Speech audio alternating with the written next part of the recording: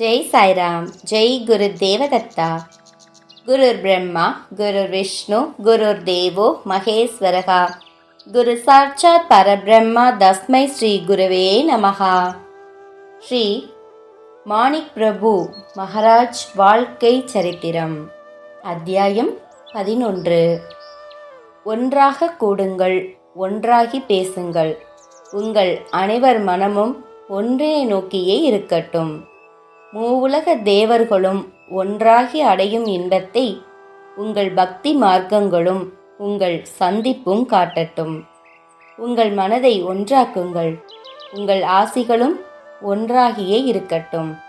அதன் பயனாக அனைவருமே ஆசி பெற்று நல்வாழ்வு பெறட்டும். ஒரு வழிப்போக்கனின் கவிதை. ஸ்ரீ மாணிக் பிரபு மன்னர்கள் மற்றும் மகான்கள். சகல மாதா சம்பிரதாயம் என்பதை பிரபுஜி முழுமையாக ஏற்றுக்கொண்டார். அதில் ஒருவருக்கு கூட அவர் மீது எந்த சந்தேகமும் எழவில்லை. அவரை ஒரு அவதார புருஷராகவே ஏற்றுக்கொண்டார்கள். பிரபுஜியின் வாழ்க்கையில் பல சம்பவங்கள் நடந்தேறியுள்ளன. அவரை பல மகான்கள் சந்தித்துள்ளார்கள். அவர்களை பற்றி முழுமையாக கூற முடியாது என்பதினால் ஜாட மாடையாக மட்டுமே கூற இயலும். ஒரு முறை சிருங்கேரி மற்றும் ஹம்பி ஸ்ரீ மடாதிபதிகளுக்கு இடையே ஒரு கருத்து வேற்றுமை தோன்றியது. நிஜாம் மன்னர் ஆட்சி செய்து வந்த பகுதிகளில் எந்த மடத்தினர் சென்று ஸ்ரீ ஆதிசங்கரரின் புகழை பரப்புவது என்ற சர்ச்சை அனாவசியமாக பெரியதாயிற்று. ஹம்பி ஸ்ரீ சங்கராச்சாரியார் தான் சுதந்திரமானவர் என்றும், ஆகவே சிருங்கேரி சங்கராச்சாரியாருக்கு கட்டுப்பட்டவர் அல்ல என்று கூறிக்கொள்ள சிருங்கேரி மடத்தின் ஸ்ரீ நரசிம்ம பாரதி 6 என்பவரோ ஹம்ரி ஸ்ரீ சங்கராச்சாரியாரின் கூற்று தவறு. அவர் எதை செய்தாலும் நம்முடைய மடத்தின் அனுமதியை பெற்றே செய்ய வேண்டும் என கட்டளையிட்டார். அந்த தகராறு பலவிதமான சர்ச்சைகளை கிளப்பியதினால் 2 மடாதிபதிகளும் தமது வேற்றுமையை களைய ஸ்ரீ மாணிக் பிரபுவை அணுகினார்கள். ஸ்ரீ மாணிக் பிரபுவும் இரு தரப்பினரின் வாதங்களையும் கேட்ட பின் சிருங்கேரி மடத்தின் ஸ்ரீ நரசிம்ம பாரதி 6 அழைத்து அவருக்கு சம்பிரதாய வரவேற்பை தந்த பின் நீண்ட நேரம் அந்த பிரச்சனையை குறித்து பேசினார். அதன் பின் ஸ்ரீ மாணிக் பிரபு ஹம்ரி ஸ்ரீ சங்கராச்சாரியாரிடமும் தனிமையில் பேசிய பின் இருவரும் ஏற்கும் விதமாக ஒரு சமாதான உடன்படிக்கையில் ஸ்ரீ மாணிக் பிரபு முன்னிலையில் இருவரும் கையெழுத்து இட்டு கொண்டார்கள். அந்த பிரச்சனை சுமூகமாக முடிந்தது. இன்று வரை அந்த 2 மதத்தினரும் அந்த உடன்பாட்டின்படி தத்தம் கடமைகளை செய்கிறார்கள். ஆனால் அதன் சாரத்தை 3 மடாதிபதிகளும் செய்து கொண்ட ஒப்பந்தத்தின்படி ஸ்ரீ மாணிக் பிரபு சமஸ்தானமோ மற்ற மடாதிபதிகளோ இன்று வரை வெளியிடவில்லை. மராட்டிய மக்களினால் பெரிதும் மதிக்கப்படும் தத்த அவதாரமான ஸ்ரீ அக்கல்கோட் சுவாமிகள் ஸ்ரீ மாணிக் நகரில் தங்க முடிவு செய்தபோது அதை ஸ்ரீ மாணிக் பிரபு அனுமதிக்கவில்லை.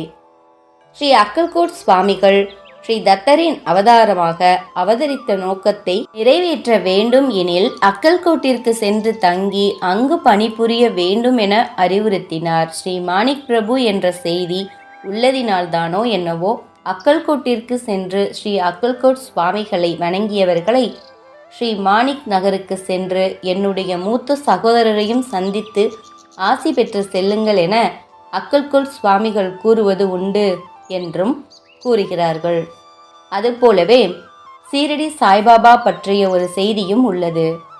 ஸ்ரீ சாய்பாபா சீரடிக்கு செல்லும் முன்னர் ஸ்ரீ மாணிக் நகருக்கு வந்தாராம். ஒரு பக்கீரை போன்று ஒரு குடுவையை எடுத்துக்கொண்டு ஸ்ரீ மாணிக் பிரபுவிடம் சென்று, பிரபுஜி, இதில் ஏதாவது போடுங்கள் என்றாராம். அப்போது ஸ்ரீ மாணிக் பிரபுவின் அருகில் அமர்ந்திருந்த ஸ்ரீ மாணிக் பிரபுவின் சகோதரர் ஸ்ரீ தத்தா சாஹேப் என்பவரை பார்த்து ஸ்ரீ மாணிக் பிரபு கூறினாராம், அவர் கூறுவதை செய். ஸ்ரீ தத்தா சாஹேப் அந்த குடுவையில் எத்தனை பணம் போட்டாலும் அது நிறையவே இல்லையாம். பயந்து போனார் ஸ்ரீ தத்தா சாஹேப். அவர் ஸ்ரீ மாணிக் பிரபுவை பார்க்க ஸ்ரீ மாணிக் பிரபு புன்முறுவல் செய்துவிட்டு எழுந்து போய் 2 பேரிச்சம் பழங்களையும் சிறிது பூக்களையும் கொண்டு வந்து அதில் போட குடுவை நிரம்பி வழிந்ததாம். அதை செய்த பின் சாயி எடுத்துக்கொள் என்று ஸ்ரீ மாணிக் பிரபு கூற, இது எனக்கு போதும் என ஸ்ரீ சாய்பாபா கூறிவிட்டு அந்த குடுவையை தலைகீழாக கவிழ்க்க அதிலிருந்து ஸ்ரீ தத்தா சாஹிப் போட்ட பணத்தை விட அதிக பணம் கீழே கொட்டியதாம். அதன் பின் ஸ்ரீ சாய்பாபா ஸ்ரீ மாணிக் பிரபுவிடம் தனிமையில் சிறிது நேரம் பேசிக்கொண்டு இருந்த பின் கிளம்பி சென்று விட்டாராம். அதை போலவே கோண்டேவாலாவை சேர்ந்த ஸ்ரீ சைத்தன்ய மகாராஜ் என்பவர் பல இடங்களிலும் தமக்கு ஒரு குருவை தேடி அலைந்த பின் கடைசியாக ஸ்ரீ மாணிக் பிரபுவிடம் வந்து சேர்ந்தாராம். ஹைதராபாத்தை ஆண்டு வந்த 5ஆம் நிஜாம் தனக்கு குழந்தை பாக்கியம் இல்லையே என கவலையுடன் இருந்தாராம். அவர் ஸ்ரீ மாணிக் பிரபுவின் சக்தியை கேள்விப்பட்டு அவரிடம் தன் தூதுவரை அனுப்பினார். 60,000 ரூபாய் மதிப்புள்ள பொருட்களை தூக்கி கொண்டு தூது வந்தவரிடம் ஸ்ரீ மாணிக் பிரபு கூறினார், இதைவிட எனக்கு ஸ்ரீ தத்தாத்திரேயர் அதிக பொருட்களை தந்துள்ளார். ஆகவே இவற்றை திரும்பி எடுத்துக்கொண்டு போய் நிஜாமிடமே தந்துவிடு. இந்த பிரசாதத்தையும் அவருக்கு கொடு. அவருக்கு ஒரு ஆண் குழந்தை பிறக்கும். அதற்கு மெஹபூப் என பெயரிடச் சொல் என கூறி அனுப்பினார். அதற்கு அடுத்த வருடமே நிஜாமிற்கு ஒரு ஆண் குழந்தை பிறந்தது. இங்கு முடித்து அடுத்த அத்தியாயத்தில் தொடரலாம். ஜெய் சாய்ராம். ஜெய் குரு தேவதத்தா.